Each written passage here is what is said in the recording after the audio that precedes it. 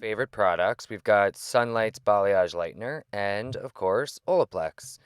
I'm a really huge fan of Sunlight's when I do my balayage because it's got this great clay base that, as you see, I'll show you as I'm going through how that really plays into helping me create just a phenomenal, seamless, lightened effect.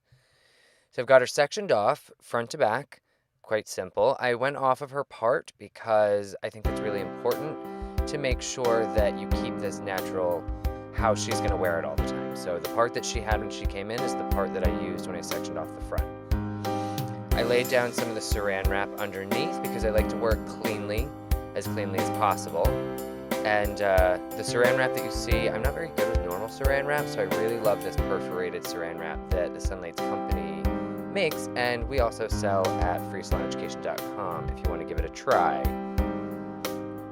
Alright, so with these first few sections that are all the way underneath at the nape of the neck, again, because I'm trying to create a very natural beach lightened look, that beachy blonde, I'm not bringing those highlights all the way to her hairline. It's really just going to be the stuff that is through the ends, that saw the sun a lot over many years of her just hanging out on a beach somewhere in Southern California on a surfboard.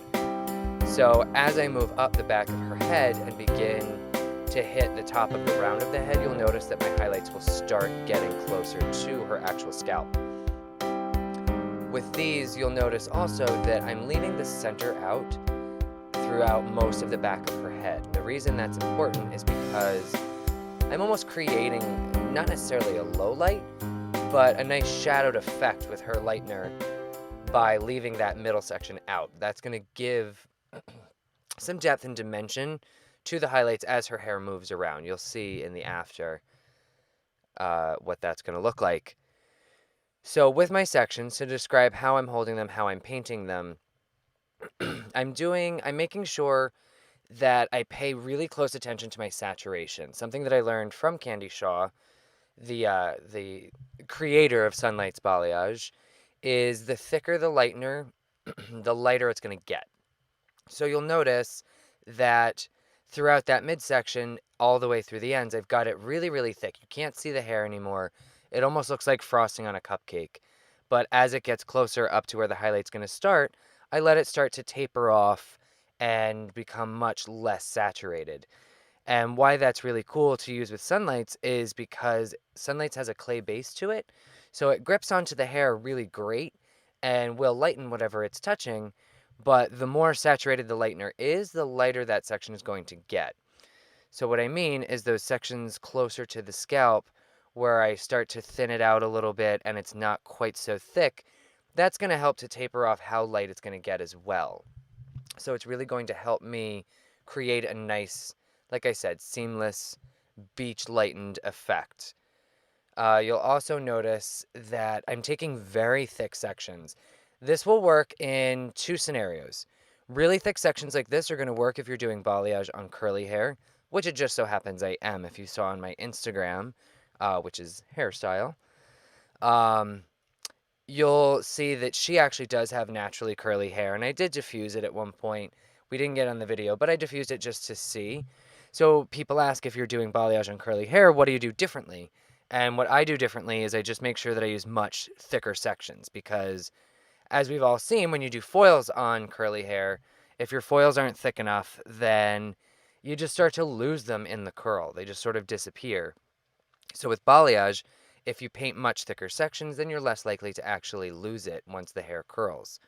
It's also going to work when you're doing this effect, the beach lightened effect, because you'll notice anybody who's actually gotten the natural highlights from spending a lot of time on the beach, it really is very, very thick, very noticeable blonde. So here I'm hugging that whole huge section that goes all the way across the back of her head and doing really thick sections along the outside, letting it sort of bleed in. Rather than a hard stripe, you notice those little lines that sort of feather up from that really thick frame that I did. And that's just what's going to help bleed into that nice, beautiful blonde throughout the ends of her hair.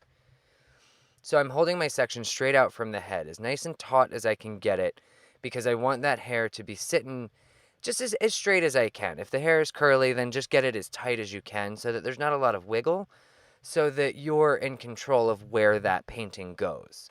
Because, wherever you put this lightener, it's going to lighten. So you really want to try to be in as control as possible.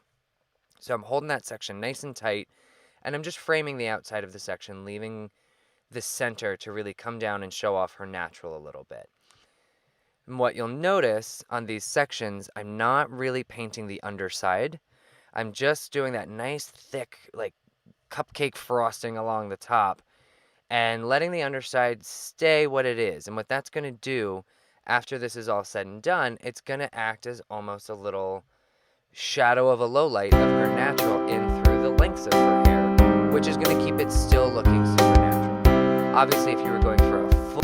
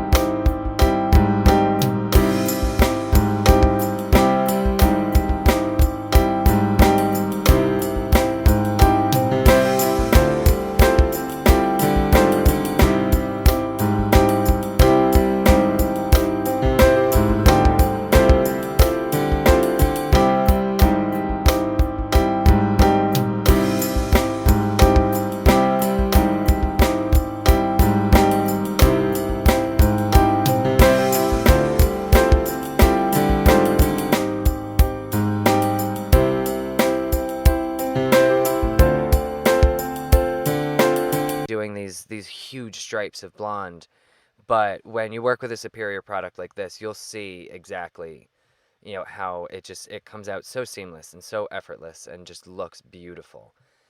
And if some of you recognize Katie, I used her as my ombre model a few years ago, so there is a little bit of pre-lightened fabric through the ends of her hair, and this is where I'm so thankful for Olaplex, because I ended up she didn't even get a haircut after we did this lightning service, and you can see I paint through the ends on everything, but that bond rebuilder just helped to make sure that I didn't cause any unnecessary damage, and I was able to just take the blonde a little bit further. This top section at the high point of the head, I actually did the opposite of what I did on everything else, and rather than framing the outside, I brought that highlight right through the middle and then had it sort of fan out and fatten out on its own to get this whole section, because that being the high point of her head, that's definitely going to see lots of sunlight in a real beach lightened scenario. Whether her hair is pulled back or her hair is down, that spot's pretty much always going to get sun, so that spot's always going to be light.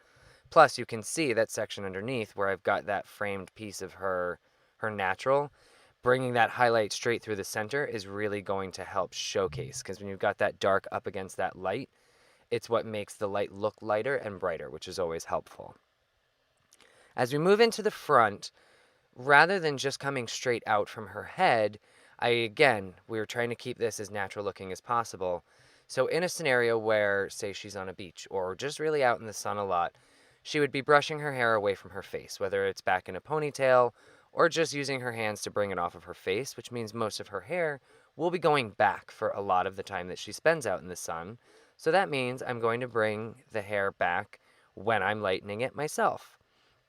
So I'm holding still nice and taut, straight out from the head, but I'm over directing everything back, so that as I paint it, when her hair is up, you'll see those highlights running back away from her face, and when she wears it down, they'll just be running along the layers through the lengths of her hair. Because this hair is typically a little bit finer on most people around the whole hairline of the face there, that hair is going to naturally get a little bit lighter when they spend time outdoors. So that would make sense that I would want to spend a little bit more time getting a little more blonde when I'm creating it myself. So as you see here, I'm bringing those sections a little bit closer to the scalp than I did in the back of the head, and painting it just a little bit more, painting it with a little bit more coverage, because I do want her blonder around her face. This angle you can't quite tell, but I do remember. I brought the section, like the side of the section that you can see, which is closer to her face, I brought much closer to the actual hairline. And in the back, I didn't quite bring it up as high, because in a scenario where the sun's hitting her face, it's going to lighten what's around her face, and it's not going to lighten what's behind that quite as much. So the section in the back isn't always brought as close to the scalp as the section by the face. Again, even when you're taking nice thick sections, you want to make sure that you paint down as you move up. That's what's going to help you taper off that section. So I'm stroking down with the brush, and you'll see when I'm around the scalp area, but I paint down as I move upward, and that's what gives me that, it allows me to taper off what I'm lightening so that I can get in there and have the finer highlights around the face.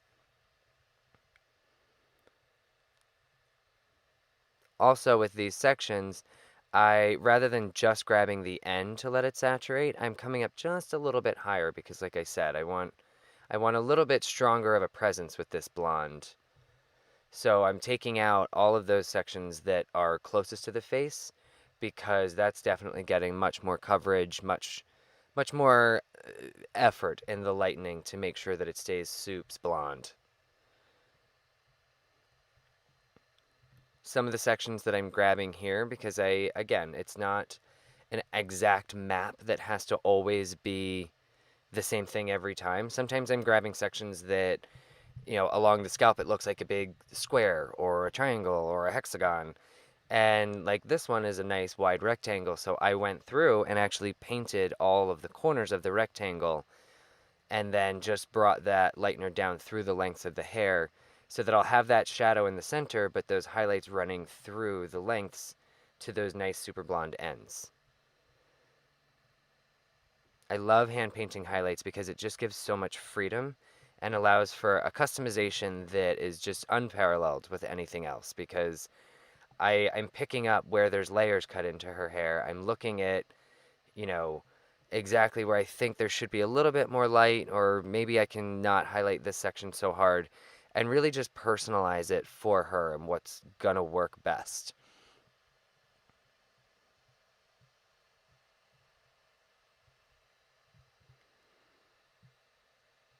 Again, absolutely loving using the Sunlight's Balayage lightener.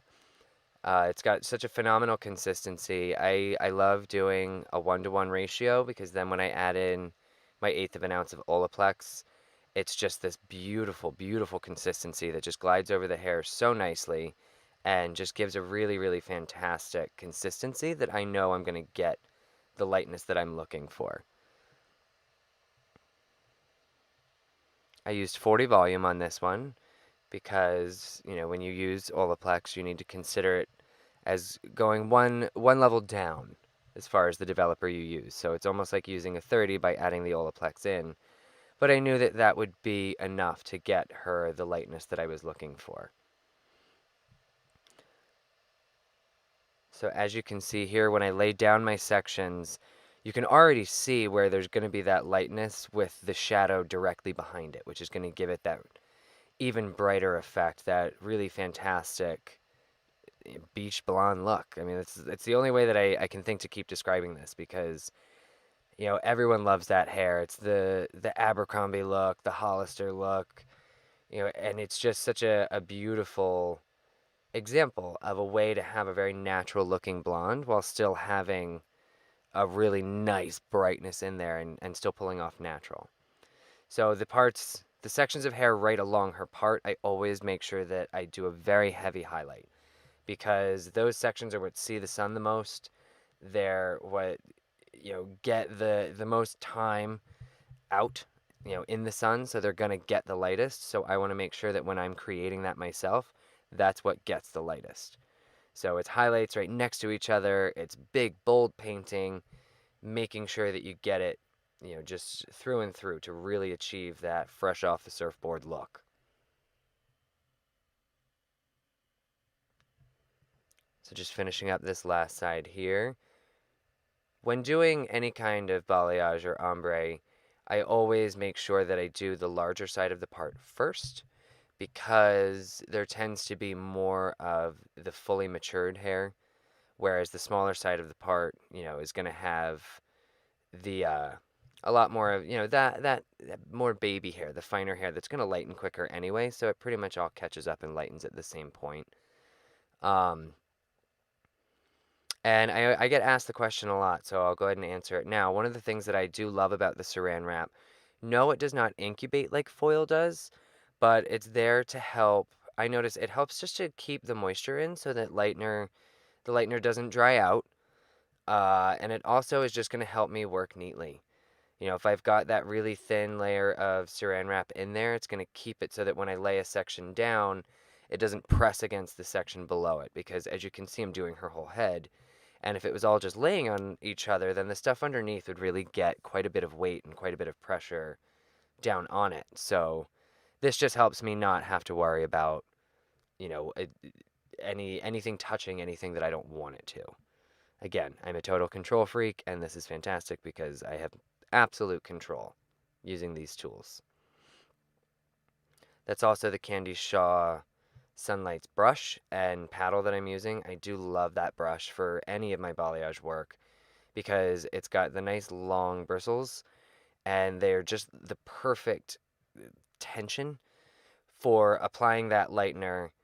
And they stay in fantastic condition. I've washed them 1,000 times, and the bristles still look great and still do a really great job for me. So, again, you can get them on the website. I love it. And as you'll see in a moment, it totally works.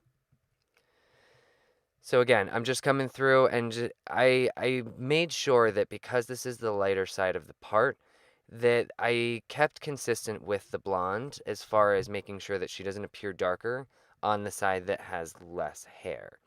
So there might have been a couple of sections where, I brought the highlights up a little higher than maybe I did on the other side, just to make sure that there is a full balance of everything. This is my last section. I personally like to try to somewhat match up my highlights on either side. You see that none of these highlights go all the way down to the scalp, but I was conscious of what was going on the other side of the head, so that it was kind of a mirror image, because if she's sitting in the sun, it's going to be a pretty similar, effect that's going to lighten on both sides of that part. So I try to do something about the same with my lightener itself. So here she is to process with her Saran wrap. We processed her about 45 minutes. And here's your super fast forward. So here's your super fast forward. It's kind of funny because the way that I did this, I used the Paul Mitchell Neuro iron, the larger of the two rods. And I used the larger end towards her scalp always, and the smaller end towards the ends. And it looks funny and weird and stop animation, because what I did is each time I would wrap it around, I would pause, because the hair towards the root, I wanted to get more heat, because I wanted her ends to not curl as tightly. So she's just got more of a wave that sort of tapers off into just, the hair just being loose, like that beachy kind of look. I didn't want a very structured curl, to also make sure that it didn't fall in too overdone. I have my curls constantly alternating. I don't have two curls sitting next to each other going in the same direction, so that they'll always bounce off of each other and create a nice beachy tousled texture. For her finishing look, I went in and I used two of my new faves. I used the Lanza Keratin Healing Oil to just get a nice softness through there, and the Label M Texturizing Volume Spray to give a really great, just messy kind of texture without necessarily the wet effect that you can get from a lot of surf sprays. And I was just really, really happy with how this came out. So I hope you guys enjoy it. Be sure to check us out at freesaloneducation.com. Check out my Instagram.